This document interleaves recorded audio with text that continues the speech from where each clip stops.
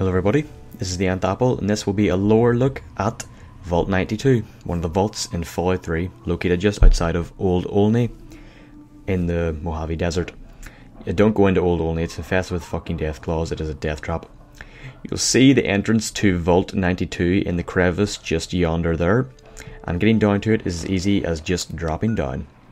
It is located just outside of the MPL-13 power station or any of the other areas along the map. The Groves retirement home. Any of them will do in order to get to it, or the minefield. So the entrance itself is the same, a barbed wire gate, and when you enter, the door is open. Now that tells us right there somebody escaped from here because, well, it takes a lot to open these things. You need codes, and there's provisions, stim packs, and laser weaponry lying around the place. Also, the power is still on, so it was never shut down properly, but then again, these were built to withstand nuclear apocalypse, so it's probably just very self-efficient. Now, the first thing you're going to notice is no one's here.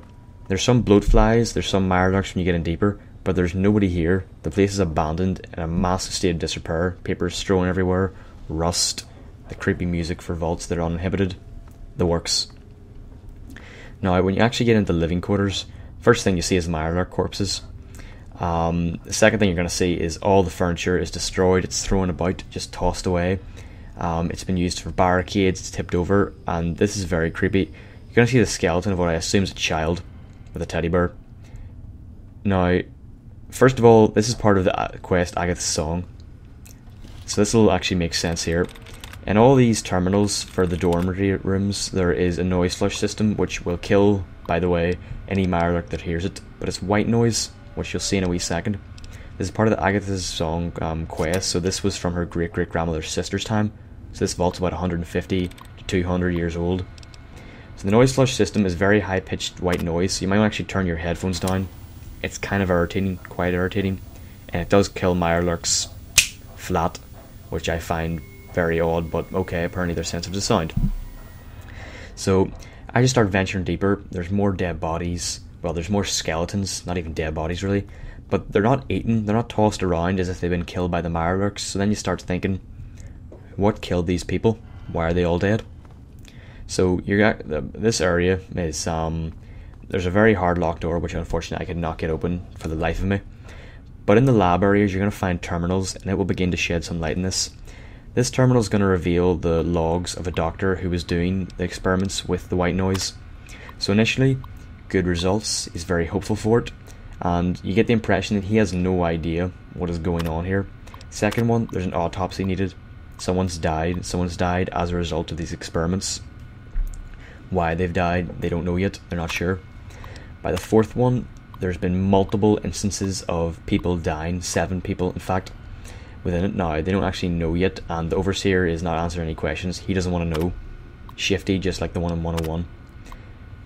Now that he says 30% of the vault's clinically insane, so you can assume that the white noise drove them or broke something in their minds and they went insane, which would explain the skeletons, why they were beaten up, why they were killed. It wasn't the mirelurks. The atrium, furniture is arranged in barricades, people are draped over them as in a last stand, blood's dried in the walls, it's not the bloatfly's blood. There's people in the rooms, there's bodies in the rooms, some people in embraces, some not. That tells me they may have choked him to death or maybe got stabbed at the same time. But it's a very gruesome picture. You actually make your way upstairs into one of the shops. You're going to see something which is sort of one of those little tip to the hats for pop culture references. A hockey mask. Now the hockey mask is obviously a reference to Jason Voorhees, as these people went crazy, and it gives you +5 unarmed. Which, you know, if they went insane, they're probably not really going to be using their brains to use weaponry. So when you actually get into the Overseer's area, you're going to find a door collapsed on somebody, stating that they probably were panicking to get out. Now, whether they were insane or not, we never know. We'll never find out. And furniture and a shotgun rigged up, some type of last stand, a barricade against probably the insane, as the Overseer probably wasn't exposed to it. Now, when you get into the Overseer's office, you're going to find his terminal. It's going to reveal quite a bit. First of all, it was a white noise experimentation. It was the white noise mind suggestion combat experimentation. They were trying to implant combat orders into people in the trance states using the white noise in order to create super soldiers, assumingly. So he states after the person who went insane, they wouldn't be stopped. He's saying it's went so well, it took over 20 bullets to stop them. Presumably, higher brain function, so that self-preservation is shut down. They're not thinking about that. Then people are starting to die, and he's tried to implement a command to say insanity is not statistical to stop them. It's not working anymore, it's spiraling out of control, and the good doctor, the one that we presume did not know, whose logs you'll hear in a minute, the overseer wants to kill him, so I'll be quiet for these logs. So far, the experiment is going exactly as planned. We're subjecting the residents to extremely low-frequency white noise and regular intervals through the loudspeaker system. Using the soundproof recording studios and the musicians was an inspired idea. Kudos to the Vault-Tec selection committee on their shrewdness. At this point, he doesn't seem to know what the true nature of the experimentation is. Encouraged by the latest batch of data, seems that 33% of the subjects are now lapsing into a trance-like. This is where the commands were implemented. When in this state, we're fairly certain that suggestion and programming of the subject can be applied. We've begun testing this by implanting subtle cues in affected subjects, making them scratch their ear or constantly fix their hair. So far, I'm happy to report a 100% success rate. Presumably the overseer already knew about this, or else they wouldn't have made the vault in the first place. He knew the white noise could be used to do this. Disaster today. One of our test subjects, V920717, has murdered 3 other residents in a fit of unbridled rage, the likes of which I've never seen. It took almost 23 shots before the security team took him down.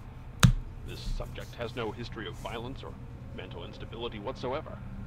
My concern is that this subject is one of our most successful implant recipients, able to execute complex instructions during a trance state.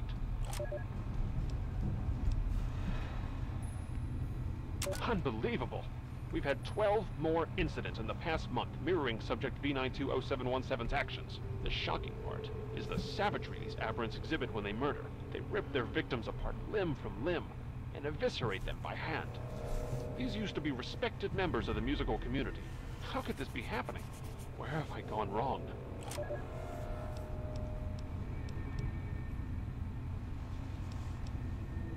The situation is getting out of hand. Over half the population of the vault is exhibiting savage tendencies. I can only assume our noise experimentation has awakened some dormant part of their psyche. Gee, you think? Their primitive nature to the surface. In essence, I feel that they are almost psychologically devolving. I was stupid for rushing these experiments. Now over 35 people are dead. I can't believe what I've discovered. Just before he died, one of the security team members told me everything. The Overseer has been implanting these murderous intentions in the entire Vault population without my knowledge. Using the loudspeakers in the dorms instead of just the studios, he subjected everyone to the white noise as they slept. He then implanted combat suggestions he claims came from Vault-Tec itself. He must be completely insane. No observation, no controls. I'm going to have to confront him now and make him pay for what he's done. Half the Vault is dead. The other half, fighting for its life. Good luck to all of us. And may God have mercy on our souls. We can assume, based on what the Overseer said in his final log entry, the Doctor is dead. He killed him off, or he was killed by the crazy people. So the Doctor didn't seem to know. He knew the white noise experiments were going on, but he did not want to use them for combat reasons. It was presumably for some other reason. Now, I was scratching it before. The computers are all on. The lights are on. The terminals still work. It's quite eerie why this power is still working. Now, obviously nobody shut it down, but even after 200 years, you know, you'd think without maintenance, things would have collapsed, they'd be no longer working, but everything seems to be in perfect working order, so that means the vault may have either been built to a higher standard, or this is just a one-off. Even one of the projectors in the dorm area is still projecting, from what you can assume is quite a long time ago, consisting everyone died in this vault a long time ago. Then you're going to get down to the sound testing area, and you're finally going to find out some first-hand accounts of the whole effect. A point to note, there's going to be a lot of Mirelurk hunters and Mirelurks here, and if you're high enough leveled, Mirelurk kings, so be careful of that. They are dangerous. So Zoe Hammerstein's is one of the residents here, and this is her diary, just 4 log entries. So first of all, everything's going fine. She's enjoying herself. She's a musician, one of the musicians that was chosen for this vault, possibly because of their ear for music or sound. I'm not really sure what the actual reason behind that would be. But as her logs go on, it starts to show the effects of the white noise on her. At first it's headaches and wooziness, but before long it's loss of coordination, loss of focus.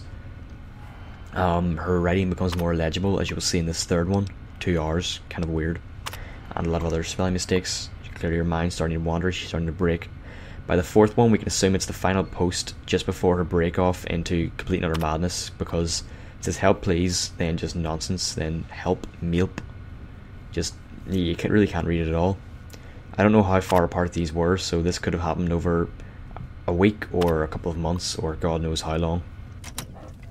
When you finally get into the sound booth and look at the computer, it will show the entries from the engineer. Now, they suspected something, or they knew there was another signal, as he states in this log here, but clearly he had no idea that what was going on with the white noise either. It's just it was interfering with recordings. The rest of this is sort of, the second one is a love letter or little cheeky little post to the sister of Agatha's great grandmother, or great grandmother. The last one seems to be him stating they had great sex and he wants the bow of her violin and do something with it, which is, you know, kind of creepy, but whatever. When you get into the sound room in the front here, you find the soil Stradivarius for the quest Agatha's Song, and you can also find the body of her great grandmother's sister beside your man Parker's. Hopefully they just died and were killed, didn't actually kill each other, because that's kind of creepy. The final mystery is where the hell the Mirelurks got in, because obviously everybody was dead, or yeah, most likely long dead before any of this happened. So when you go into the reactor room, first of all, it's flooded with radioactive water, but it's only 1 rad a second, so even though I used a rad-X here, it's not really going to be of much use. So when you actually get through, just keep progressing through the rooms. There'll be a Mirelurk hunter, a couple of Mirelurks. You're going to get to a terminal with logs from the engineer. Now, the first couple of logs aren't anything special, just a complaint about, I believe it was sewage system, and then the second one's redacted.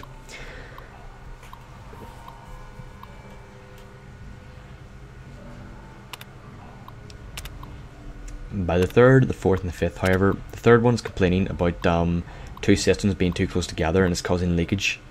By the third one, it's stating that there may be an underwater lake or reservoir that is putting pressure on the walls and it's starting to crack them.